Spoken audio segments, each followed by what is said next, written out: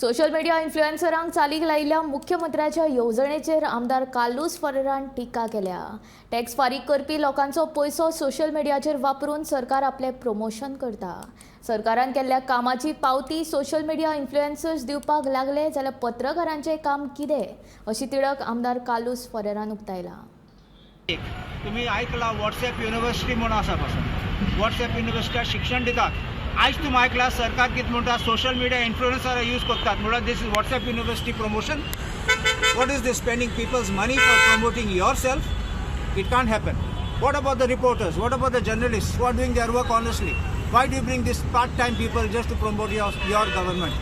You have your achievements, you can stand and you can say what you have done. Why require influencers? आणि influencers आमचे गाण करतात जाल्यार गोंयचे दोरात तांकां आनी घालात भितर. Because if this is something wrong which they are doing, I think you should get them and punish them for it.